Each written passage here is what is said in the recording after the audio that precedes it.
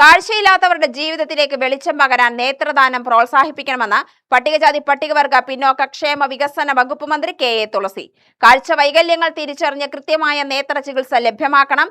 നേത്രം ദാനം ചെയ്യുന്നതിലൂടെ മറ്റൊരാളുടെ ജീവിതത്തിലേക്കാണ് ദാതാവ് പ്രകാശം പരത്തുന്നതെന്നും മന്ത്രി പറഞ്ഞു. ലോക കൊതുക് ദിനാചരണത്തിന്റെയും ദേശീയ നേത്രദാന പക്ഷാചരണത്തിന്റെയും ജില്ലാതല ഉദ്ഘാടനം നിർവഹിക്കുകയായിരുന്നു മന്ത്രി. പ്രാദേശിക തലത്തിൽ പ്രതിരോധ പ്രവർത്തനങ്ങൾ ഊർജിതമാക്കാനും സാധാരണക്കാരുടെ ആരോഗ്യ സംരക്ഷണം ഉറപ്പാക്കാനും ആശാവർക്കർമാരുടെ പ്രയത്നം അത്യന്താപേക്ഷിതമാണ്. അടിസ്ഥാന സൗകര്യ വികസനത്തോടൊപ്പം ഗുണനിലവാരമുള്ള ചികിത്സ എല്ലാവർക്കും സൗജന്യമായി എളുപ്പത്തിലും ലഭ്യമാക്കുകയാണ് സർക്കാരിന്റെ ലക്ഷ്യമെന്നും കൊതുകുജന്യ രോഗങ്ങൾ തടയുന്നതിന് എല്ലാവരും വ്യക്തി ശുചിത്വവും പരിസര ശുചിത്വവും പാലിക്കണമെന്നും പറഞ്ഞു.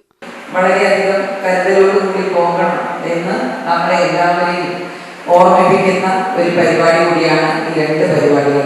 മെഡിക്കൽ ഓഫീസർ നേരത്തെ ഇവിടെ സംസാരിച്ചപ്പോൾ ഈ പരിപാടിയുടെ പ്രസക്തിയെക്കുറിച്ച് വളരെ വിശദമായി ഇവിടെ സൂചിപ്പിക്കുകയുണ്ടായി. ഇത്ര ചെറിയ ഒരു ജീവിക്ക് ഇതൊക്കെ ഇത്ര വ്യാപകമായി പരത്താൻ കഴിയുമോ എന്നൊക്കെ നമുക്ക് ചിലപ്പോൾ സംശയം തോന്നും.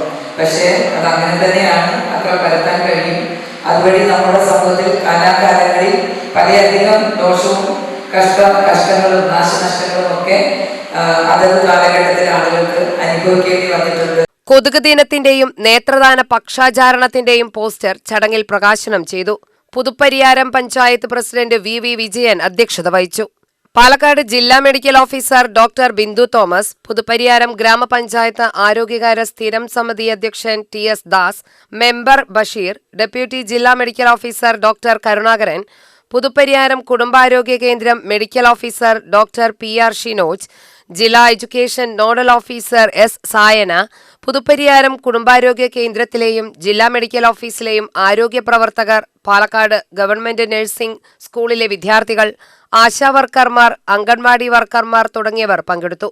ഓഗസ്റ്റ് 25 മുതൽ സെപ്റ്റംബർ 8 വരെയാണ് സംസ്ഥാനത്ത് നേത്രദാന പക്ഷാചരണം നടക്കുന്നത്. UTV news, Palakkad.